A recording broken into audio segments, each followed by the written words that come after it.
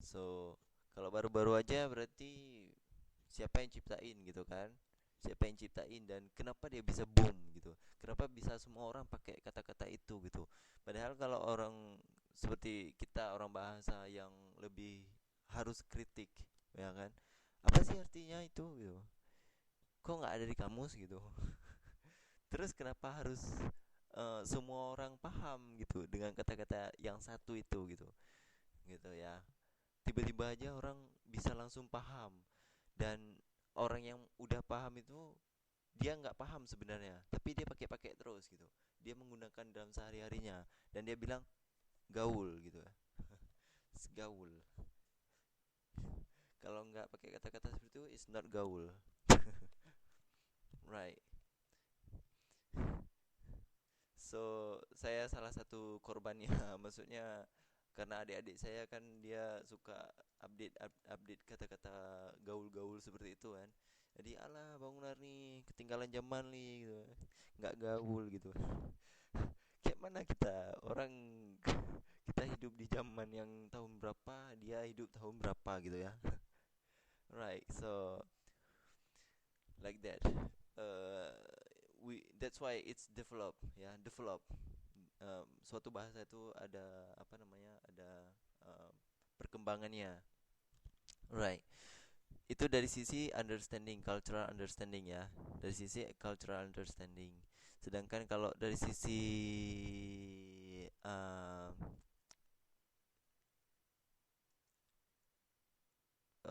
information technology, bentar ya, ini gimana ya, ini saya rangkum aja ya, tiga-tiga ini ya, kata-kata ini ya.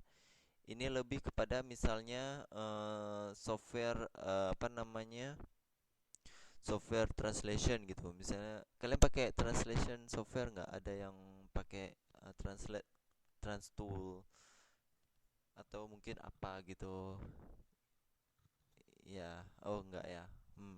Mungkin ada sebagian teman-teman yang pakai, ya kan. Ada yang namanya CAT itu maksudnya. Mungkin sekarang udah ada apa namanya CAT tool. Wallahu alam. Saya nggak ngikutin sekali apa itu apa software translation. Dulu kami pernah pakai yang namanya Transtool. Itu software Transtool itu dia bisa offline. Jadi kita ketik bahasa Inggrisnya, kemudian nanti enter langsung ada bahasa Indonesianya, tapi dia tidak begitu bagus. Jadi kita harus ketik ulang. Kalau udah pro baru mau pakai. Oh, mahal CAT itu ya. Oh iya Kak, ada sorry, ada linknya nggak? Coba kalau ada linknya biar saya carikan. Kalau misalnya dapat nanti saya kasih ke kalian. Ada nggak dia linknya? Google. Kenapa? CAT ya, CAT. CAT apa sih? Nggak ada nih. Apa nih CAT? Oke, nanti kasih kasih linknya ya, kalau misalnya ada nanti saya coba cari di pustaka. Oke, right. Ya, jadi kita menerjemahkan itu menggunakan software sama hardware ini gitu ya. Ya, jadi itu salah satu alat bantu untuk menerjemahkan. Oh, ada yang gratis ya, tapi terbatas ya. Oh, ya udah. Okay, right. Next we move on to making decisions. Ini saya kurang paham, tapi ada beberapa hal sini seperti conclusions. Jadi setelah kita menerjemahkan sesuatu, kita kan based on our conclusion nih, ceritanya kita udah menerjemahkan bahwa oh ini dia seperti ini. Ah, Kemudian kita reflect juga, karena waktu kita membaca itu kita ngerti nggak, kita paham tidak. Kalau misalnya kita kurang paham pasti kita coba cari lagi kan, artinya atau padanan katanya melalui kamus, ya kan. Kemudian analyze dan evaluating, itu contohnya misalnya seperti yang Mbak Emi buat di grup itu, ya kan. Itu Mbak Emi posting satu kalimat, kemudian ayo terjemahkan. Kemudian kalian juga kasih analisa kalian, kalian kasih terjemahan kalian. Dengan gitu kalian sudah mengkonsult, kalian sudah apa namanya, berdiskusi, mencoba mencari solusi untuk menerjemahkan satu kalimat gitu, ya kan? Ya, itu lebih kurang seperti itu ya, yang tiga ini ya.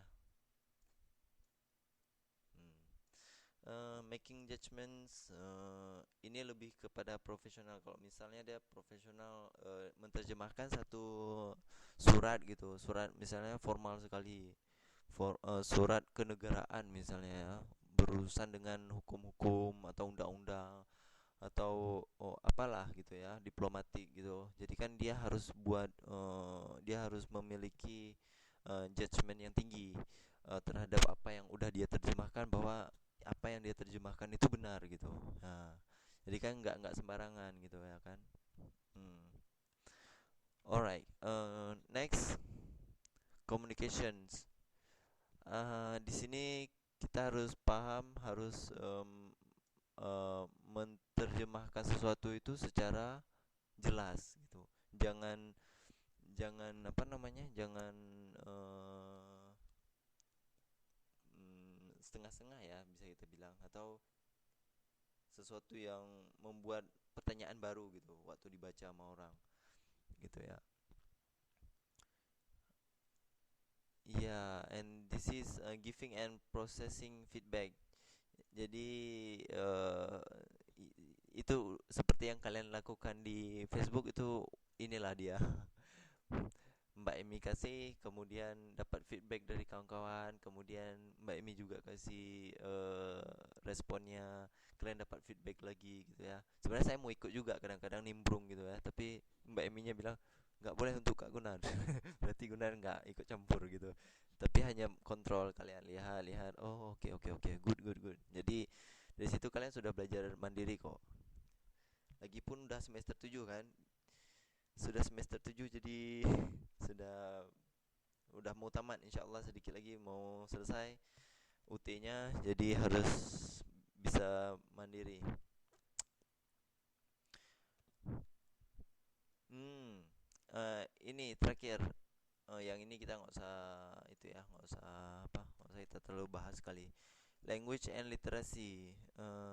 So ini adalah kemampuan kita dalam memahami source language ya. So misalnya bahasa Inggris kita pas-pasan. Jadi ya waktu kita baca satu teks itu ya harus berulang-ulang supaya kita paham gitu. Kalau nggak berulang-ulang kita mungkin nggak paham gitu. Hanya sekali baca mungkin sulit untuk memahaminya. Eh, dengan memahami satu teks source language itu, kita pasti bisa mendevelop our skills translation ya, translation skill pasti. Kemudian writing skill in target language. Ya, writing kalian gimana selama ini? Kalian pernah menulis tidak?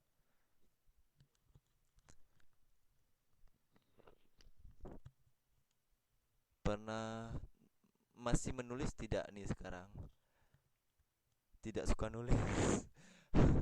Iya, tidak suka nulis. Banyak kok yang tidak suka nulis, benar. Tapi writing satu 2 3 4 itu kalian pernah kan? Enggak imajinatif. Oh really? Ya, tidak imajinatif ya. Mungkin bagi Mbak Ani menulis itu tidak imajinatif, tidak hobi, tapi hobi nerjemah ya. Tapi di writing skill, jika kalian suka menulis itu bisa menambah awareness kalian ya dalam menerjemahkan sesuatu. Karena menulis itu dia kita istilahnya mengobrak-abrik kosakata yang ada di kepala kita, mengobrak-abrik kosakata yang ada di otak kita, dan kita gabungkan sama ilmu pengetahuan yang kita miliki gitu. Jadi kita hasilkan dia. Nah, sedangkan terjemahan kita tidak mentah-mentah menghasilkan dari pikiran kita, tapi udah ada, cuman kita hanya seperti seperti menjembatani aja gitu, menjembatani dua bahasa, ya kan? Nah, gitu. Jadi writing skill kalau bisa kalian suka nulis, yang nggak suka nulis ya udah nggak apa-apa. Yang bagi suka nulis ya ditulis saja apa-apa. Kalau misalnya punya blog itu seperti mahasiswa saya suruh buat blog. Kecuali yang mahasiswa yang di Hong Kong, saya belum sempat suruh mereka buat blog, tapi sebagian sudah ada yang buat. Jadi mereka bisa berlatih skill melalui blog gitu. Jadi bisa dilihat tulisan mereka gitu ya. Oke, next. Proofread and editing.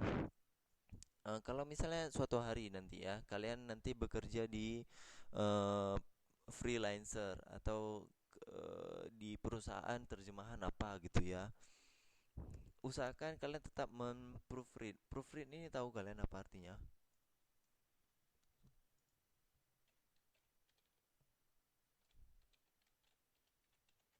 Kalian tahu arti proofreading?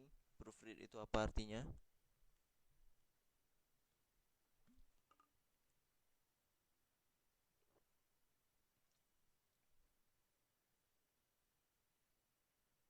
Ada yang tahu?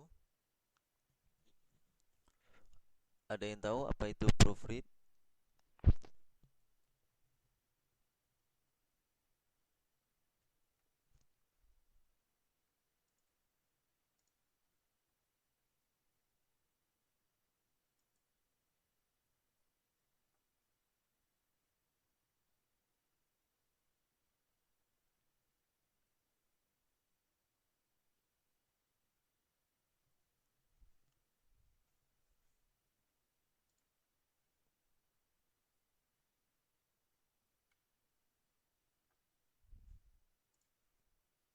Keahlian membaca tingkat tinggi. Bisa jadi, bisa jadi. Ada lagi yang lain? Atau belum pernah dengar sama sekali apa itu proofread?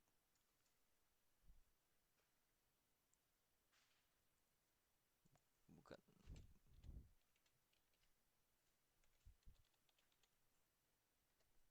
Dilakukan pada tahap akhir sebelum proses cetak. Yes, correct, Mbak Ani. Betul.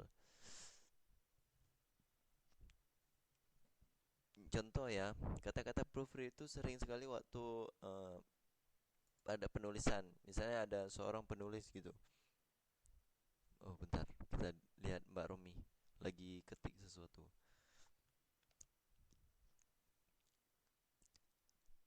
Ah, ya, bahasa Indonesia itu penyuntingan ya. Disunting dulu, di sort dulu, dilihat bagian mana yang masih salah, ya, dibaca lagi gitu. Ada nggak yang bagian yang masih salah gitu. Jadi kalau misalnya writing nih ceritanya, kita nulis sudah tulis panjang lebar, kemudian udah jadi satu buku, kemudian kita enggak langsung cetak, tapi kita kasih ke teman-teman kita dulu gitu. Jadi di teman-teman itu nanti kan, ini apa maksudnya gitu, paragraf ini apa maksudnya gitu, paragraf ini apa maksudnya, ini kayaknya kurang B, oh ini kurang C gitu. Jadi dari situ nanti kita dapat feedback, kemudian kita edit lagi sehingga lebih bagus. Nah, itu dia proofread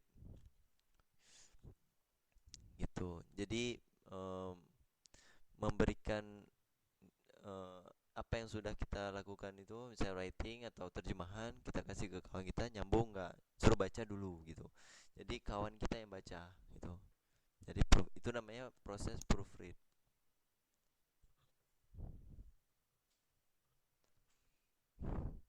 Memeriksa menyunting terjemahan pada, ya benar, Mbak Romi, benar.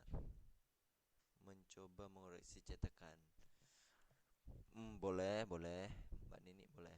Mencoba mengoreksi cetakan, boleh.